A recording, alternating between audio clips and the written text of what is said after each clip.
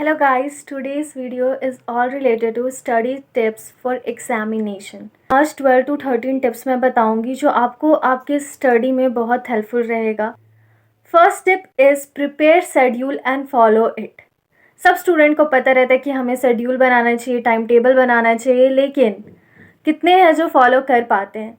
तो सबसे पहला आपका जो मोटिव रहना चाहिए वो ये है कि आप शेड्यूल बनाओ और उसे फॉलो भी करो. ठीक है.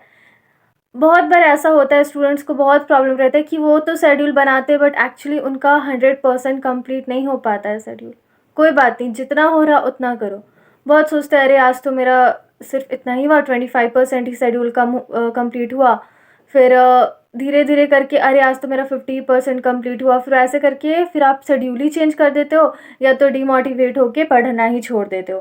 तो ये नहीं करना है. आप कोशिश करना है आपको कि मैक्सिमम परसेंटेज आप अपना शेड्यूल कंप्लीट करें. 100% है कि बहुत स्टूडेंट 100% कर पाते हैं शेड्यूल कंप्लीट, लेकिन अगर 100% भी नहीं हो रहा है तो कम से कम 75% तक तो आप कंप्लीट करो. ठीक है, ये आपको बहुत हेल्पफुल रहेगा.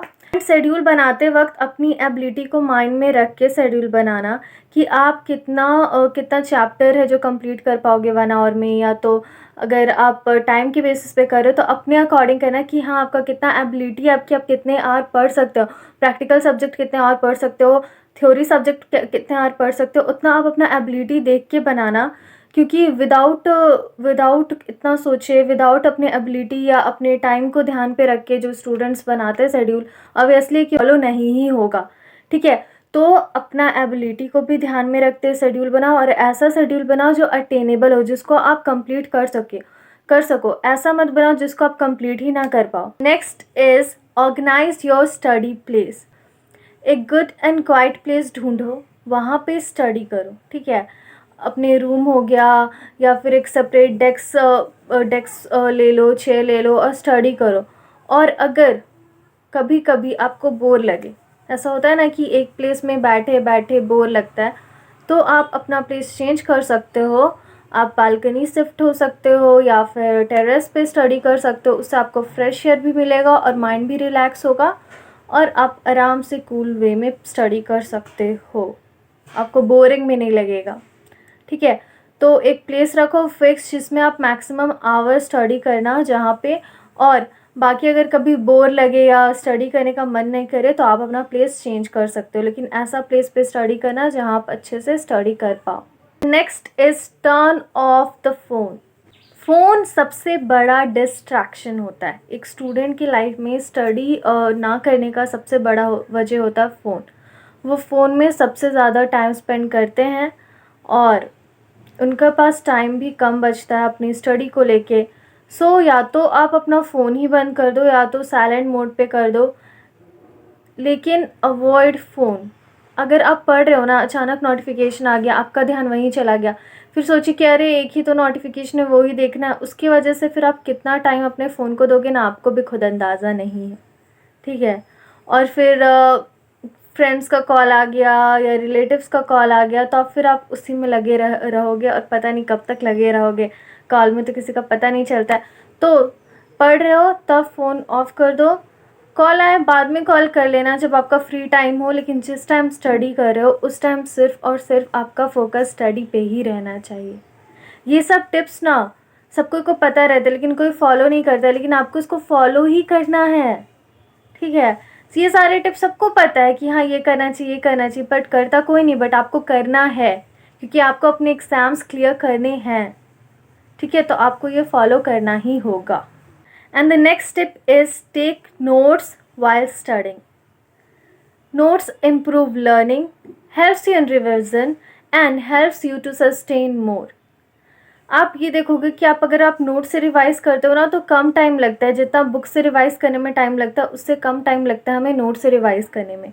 और अगर हम खुद का लिखा हुआ नोट से स्टडी करते हैं तो हमारे माइंड में वो ज़्यादा टाइम तक रहता है, सस्टेन रहता है हमारे माइंड में और हमें ज़्यादा रिमेंबर रहता है क्योंकि वो हमारा हैंड राइटिंग से लिखा हुआ रहता है तो हमें वो ज़्यादा याद रहता है. ठीक है, तो आप जब भी स्टडी करो नोट्स बनाओ. आपको बहुत बहुत बहुत हेल्पफुल रहेगा अपने एग्ज़ाम प्रिपरेशन के लिए, अपने स्टडी के लिए. Next thing is enjoy study process.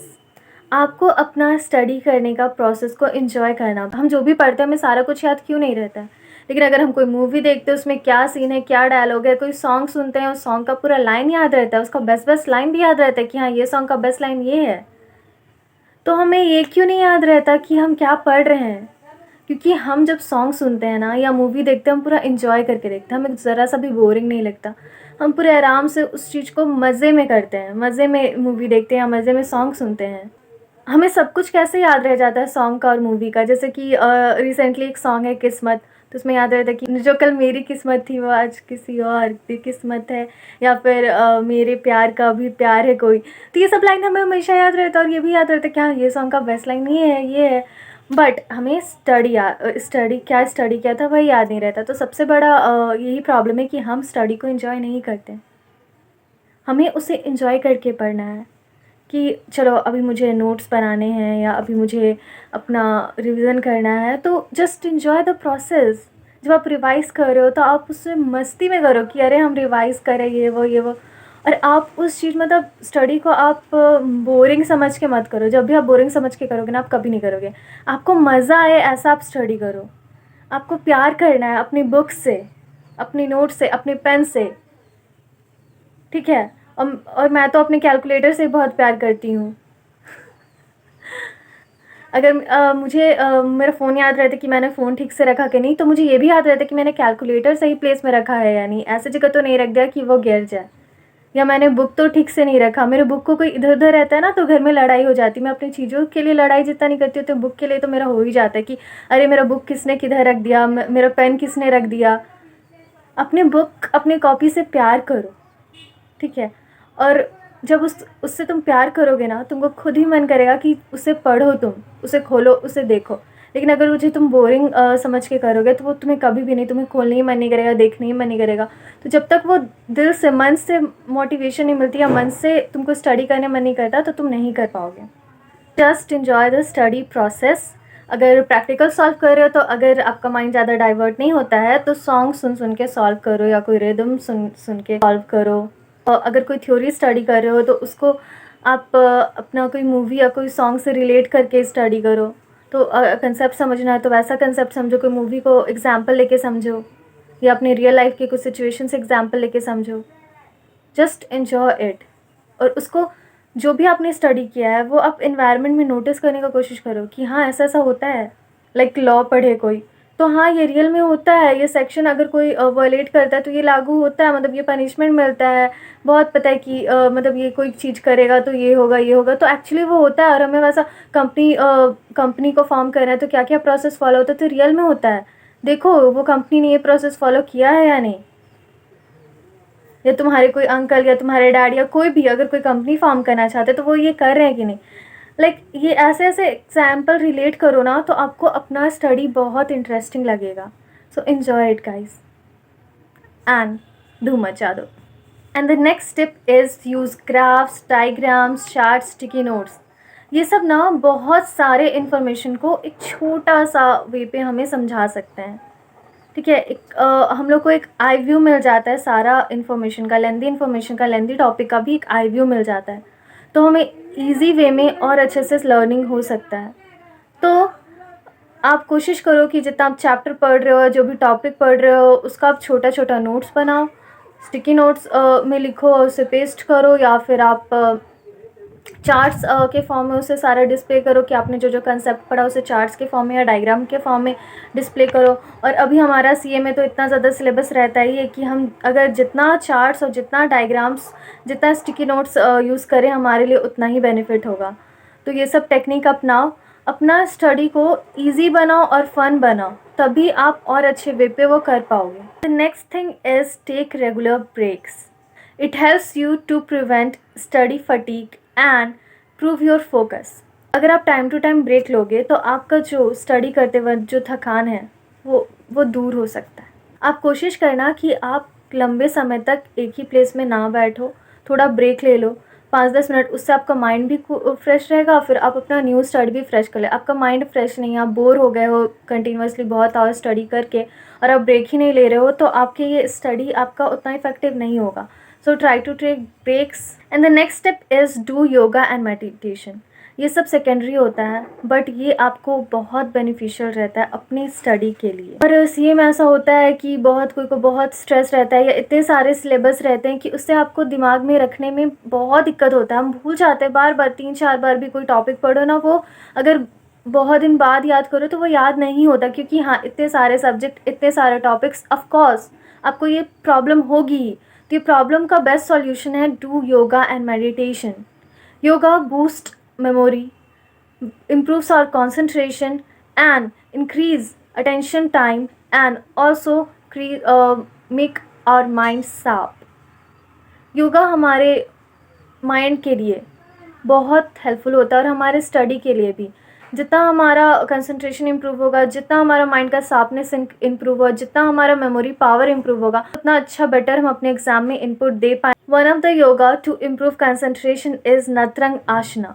सो देखो आप यूट्यूब बहुत सारे वीडियोस अवेलेबल है योगा, जिससे आपका माइंड इम्प्रूव हो सकता है, जिसके आपके कंसंट्रेशन इम्प्रूव हो सकते हैं। ये सब भी आपको बहुत ज़रूरी होता है। आप पढ़ रहे हो, आपको ज़्यादा दिन तक याद ही नहीं है या आपकी मेमोरी में कुछ जा ही नहीं रहा या तो फिर क्या होगा।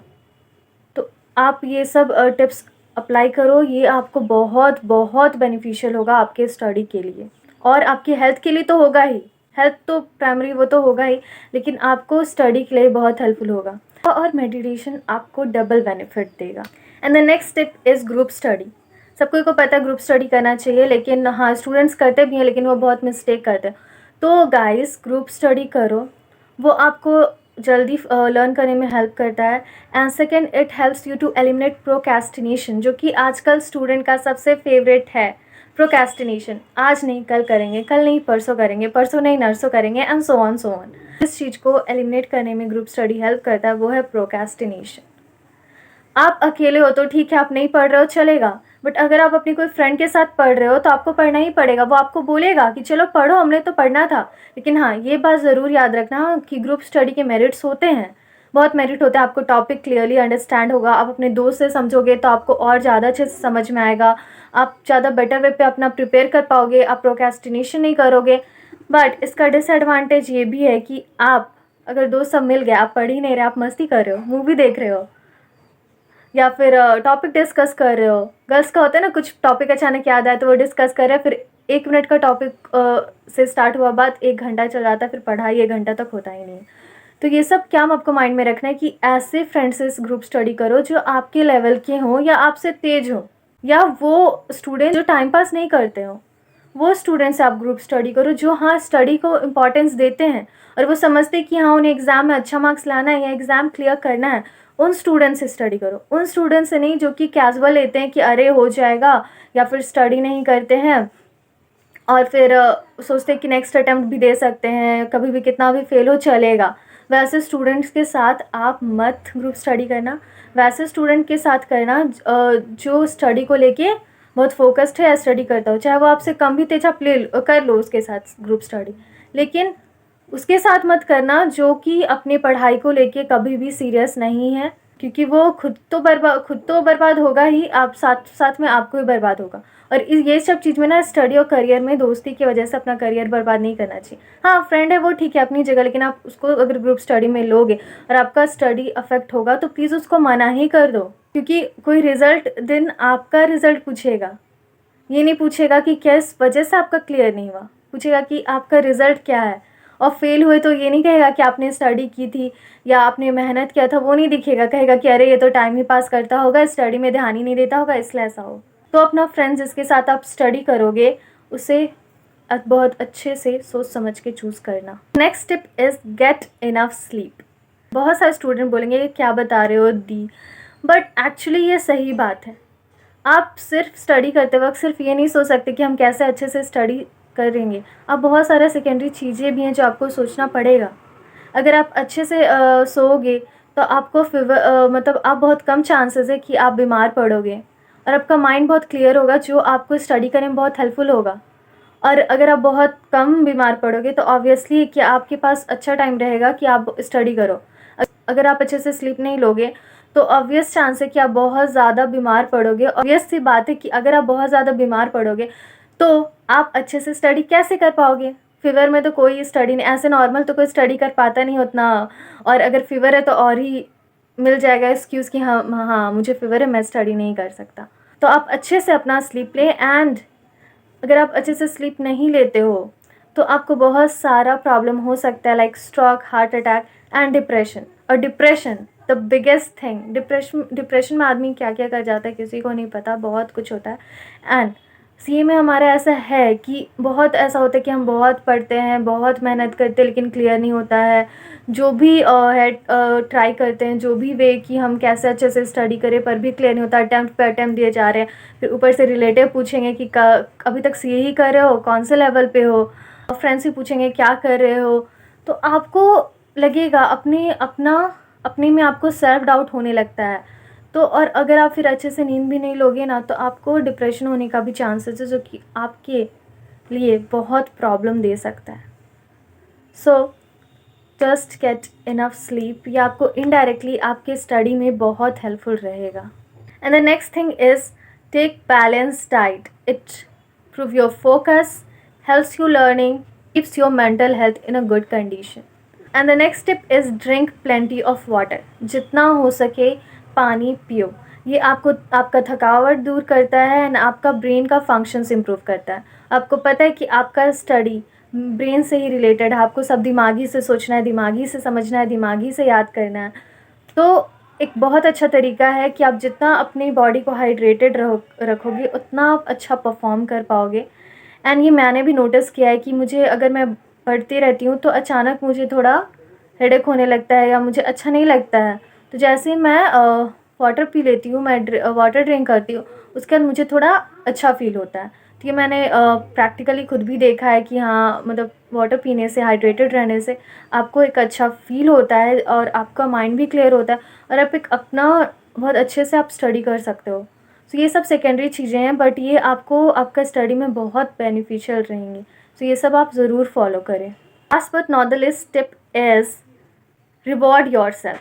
और ये टिप्स बहुत कोई बताते हैं, बहुत टीचर्स बताते हैं यू शुड रिवॉर्ड योरसेल्फ, लेकिन कितने ये फॉलो करते हैं? बट आपको ज़रूर से ज़रूर फॉलो करना है। ये बहुत इंटरेस्टिंग चीज़ें हैं, मैं भी बहुत फॉलो करती हूँ। मतलब जिन लोगों जो मेरे से कनेक्टेड होंगे, बहुत सारे सब्सक्राइबर मुझे जानते हैं एंड मेरा डेली उनसे कभी कभी डिस्कशन हो जाता है। तो उन्हें ये पता होगा कि मुझे चाइनीज़ ड्रामा पसंद है, वो मेरे स्टेटस देखे होंगे दैट, और उन्हें पता है कि मुझे चाइनीज़ ड्रामा पसंद है। तो मैं बहुत देखती थी पहले, बट मुझे रियलाइज़ हुआ कि मुझे इतना नहीं देखना चाहिए, मुझे स्टडी में कंसंट्रेशन करना चाहिए। तो मैंने क्या आइडिया अपनाया कि मैं चाइनीज़ ड्रामा नहीं देखूँगी।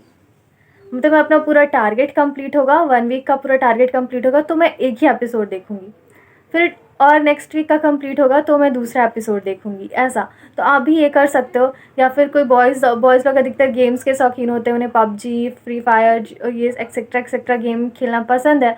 तो वो क्या कर सकते हैं, वो बोलेंगे कि नहीं, मेरा ये पूरा डेली का टारगेट है, ये मेरा डेली का टारगेट ये कंप्लीट होगा तब भी हम पबजी खेलेंगे, और नहीं कंप्लीट होगा तो नहीं खेलेंगे। एंड आपको वो रिजिड रहना है, ये नहीं कि अरे कंप्लीट भी नहीं हुआ पर भी मैं पबजी खेल रहा हूँ, नहीं, आपको पूरा फॉलो करना है। ये एक तरीका है जिससे आप स्टडी कर सकते हो। फिर आप बोलेगा कि नहीं, अगर रात तक मैं अपना टारगेट कंप्लीट नहीं कर पाया तो मैं पबजी नहीं खेल पाऊँगा, तो आपको वो सोच के तो कम से कम आप स्टडी करोगे। तो ये सब चीज़ें, या फिर बहुत जो फूडी होते हैं उन्हें कुछ चीज़ें होती हैं ना जो उन्हें डेली खाने की आदत रहती है, तो उनका आप सैक्रिफाइस कर सकते हो। आप बोलोगे कि नहीं, मान लो किसी को चिकन बहुत पसंद है, चिकन लॉलीपॉप बहुत पसंद है, कुछ भी, तो वो बोलेंगे कि नहीं, या पिज़्ज़ा, तो बोलेंगे कि मेरा डेली टारगेट कंप्लीट होगा या वीकली टारगेट कंप्लीट होगा तभी मैं पिज़्ज़ा खाऊंगा, और अगर नहीं कंप्लीट होगा तो नहीं खाऊंगा। ये सब आप ना अपनाओ, ये इंटरेस्टिंग भी है और आपको बहुत मज़ा आएगा स्टडी करने में, और आपको ये हेल्प भी करेगा कि हाँ आप स्टडी कर रहे हो। आपको लगेगा कि नहीं, मुझे पिज़्ज़ा खाना है या मुझे पढ़ना है या मुझे अपना टारगेट कंप्लीट करना ही पड़ेगा। तो ये सब एक इंटरेस्टिंग तरीका है जो आपको मोटिवेटेड भी रखेगा, और आप अपने आप को समझाओगे कि नहीं मुझे पढ़ना है, और आप पढ़ोगे और आपका टाइम भी वेस्ट नहीं होगा। इसमें बहुत सारा बेनिफिट आपको मिलेगा। तो so this is the end of the video. Hope this tips will help you. And कोई भी डाउट हो तो आप कमेंट कर सकते हो, और you can also DM me on Instagram. My Instagram handle is sun_raz. Till then, stay happy, stay updated, and bye bye.